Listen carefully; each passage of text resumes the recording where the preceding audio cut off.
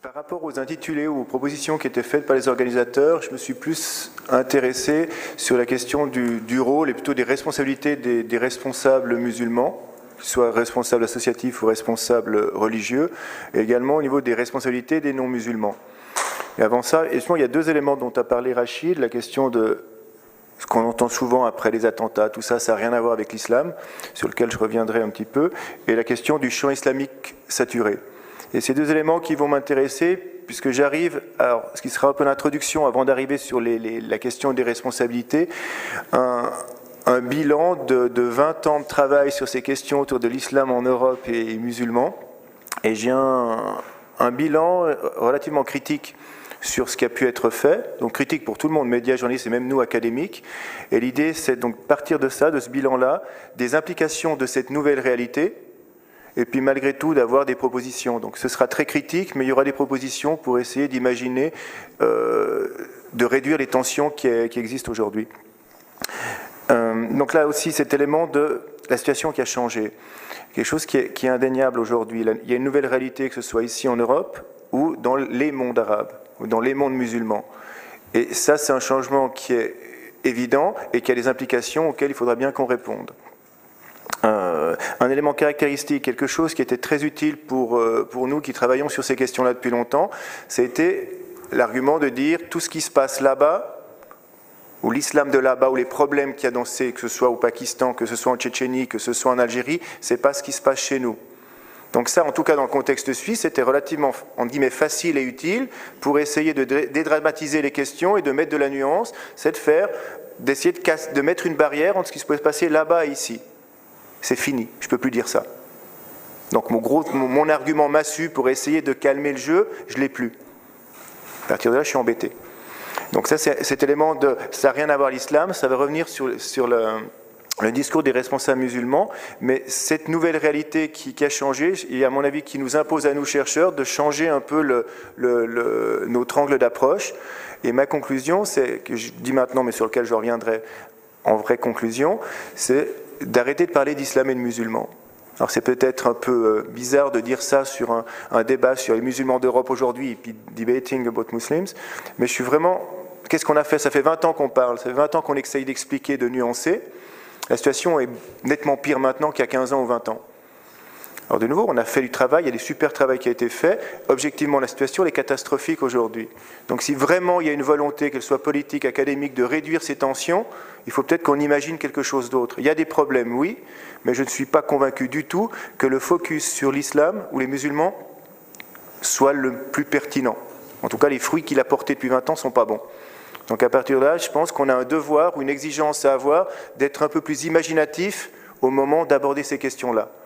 Si on ne fait pas cet effort-là, à mon avis, c'est qu'on est très content de ce qui se passe. Et c'est trop facile souvent de critiquer les journalistes et les politiciens. Je pense qu'on a aussi une responsabilité académique d'essayer de peut-être modifier les interrogations si on veut vraiment essayer de les changer. Donc là, l'idée, c'est qu'il y a une responsabilité partagée par rapport à cette nouvelle réalité qui est quand même problématique. Et de nouveau, la remarque de Rachid tout à l'heure et qu'on entend et qui est fatigant d'entendre de la part des musulmans, quand il y a quelque chose qui explose, ça n'a rien à voir avec l'islam, c'est pas des musulmans, c'est plus supportable ça. De dédouaner complètement l'islam de ce type d'agissement, c'est une insulte faite à la plupart des musulmans et surtout c'est refuser le vrai débat.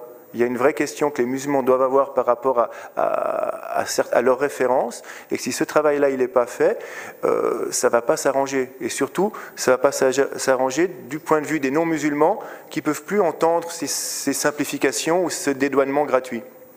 Et à partir de là, je pense qu'il y a une énorme responsabilité de la part des responsables associatifs et religieux musulmans d'aborder ces questions-là, même si ça fait mal, mais c'est le seul moyen de couper l'herbe sous les pieds des illuminés et des violents et de permettre à une majorité silencieuse de pouvoir se positionner de façon beaucoup plus claire.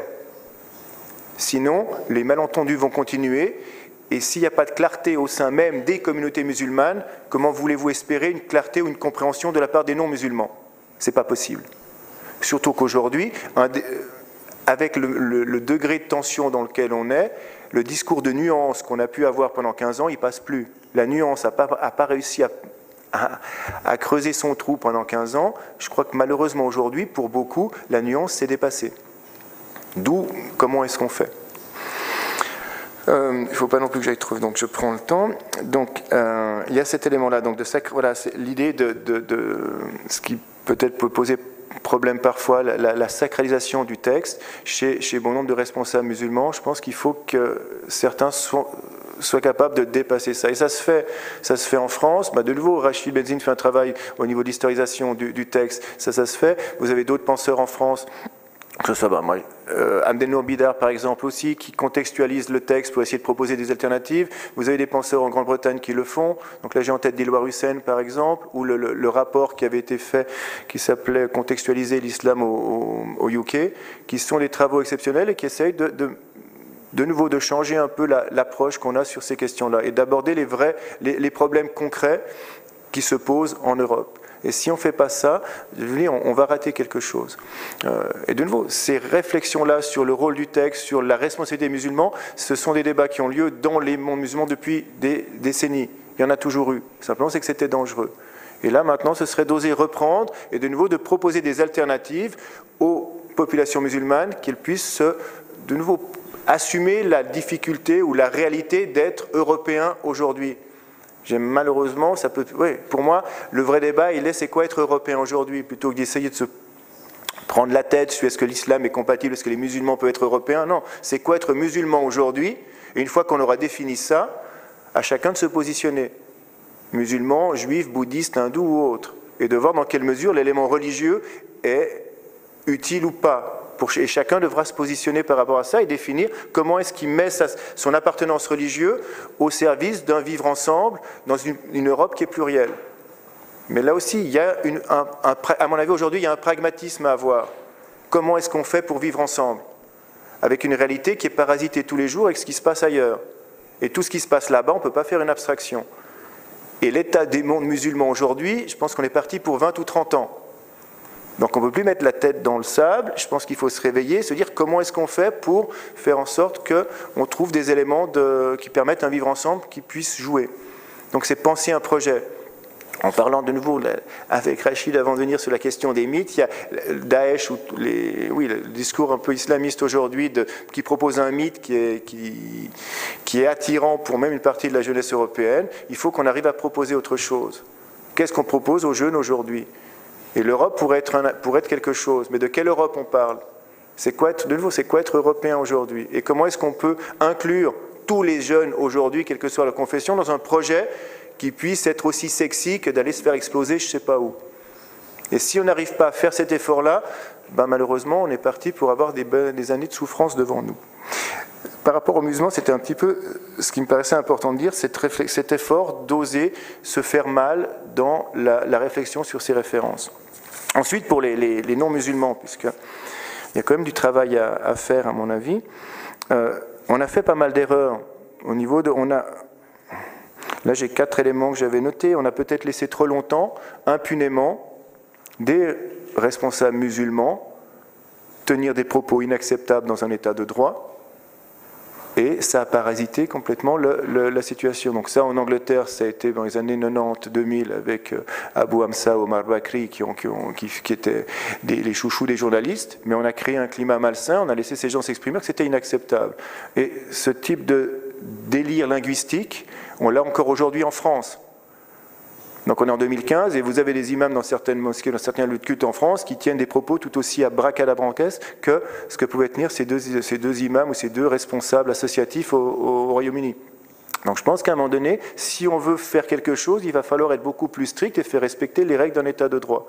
Et là, à mon avis, on a souvent été naïf ou on a laissé à l'exemple, c'est pas grave, c'est minoritaire. Bien sûr que c'est minoritaire.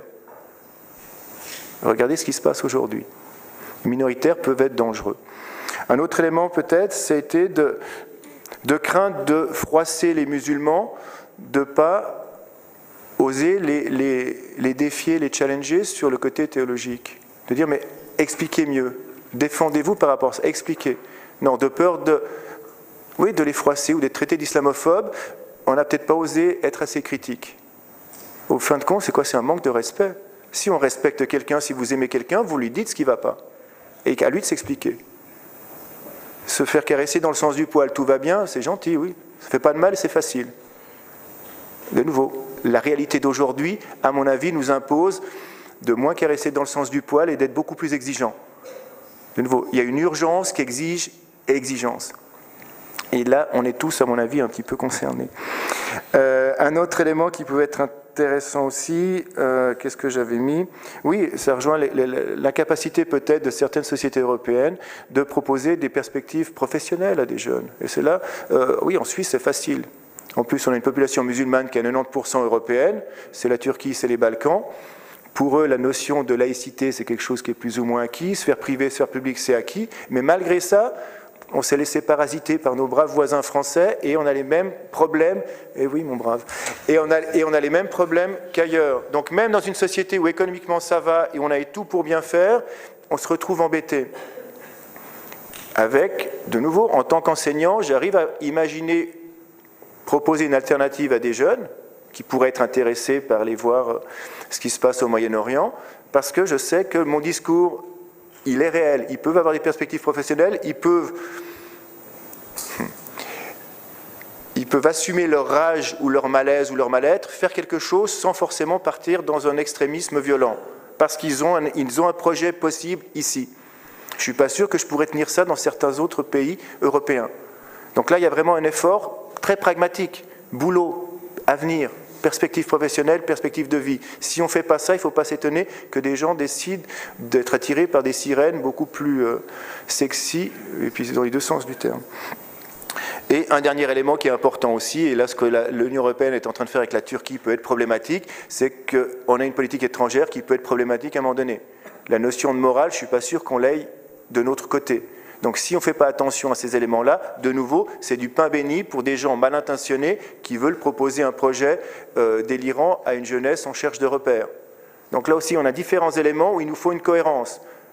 De nouveau, cohérence, à mon avis, de nouveau, aujourd'hui, on ne peut plus faire semblant de nier tout ça parce qu'il y a une urgence qui nous pète un petit peu dans chaque coin d'Europe aujourd'hui. Si on veut éviter que ça explose, il faut qu'on fasse quelque chose. Et à mon avis, c'est se responsabiliser et oser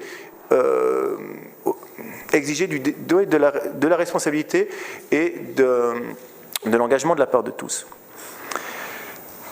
Et puis je pense que je m'arrête là. Est-ce qu'il y a assez ou j'ai encore? Non mais je m'arrête là peut-être pour l'instant. Hein, je peux encore. Alors en conclusion de nouveau, ma posture à moi aujourd'hui, c'est d'arrêter de parler d'islam et de musulmans et d'être beaucoup moins présent sur ces questions-là pour dire une des pistes de solution, ce serait de nouveau, si je dis arrêtons de parler d'islam et de musulmans, parlons de quelle est la place des religions dans l'espace public. Donc oui, on va aborder les questions liées à l'islam, mais on ne met pas un focus sur l'islam. On aborde toutes les religions et quelle place on leur donne aujourd'hui dans les sociétés européennes. Ou alors, comment parler ou comment enseigner les religions dans les écoles publiques. Donc oui, il y a des questions. Donc l'islam est important et les musulmans, oui, mais je reste persuadé qu'aujourd'hui, il est plus temps de faire un focus sur l'islam et les musulmans parce que les gens ont une réaction de rejet. Et si on veut essayer de faire avancer les choses, il faut peut-être passer par la bande et être un peu plus stratégique pour essayer de résoudre les problèmes. Merci.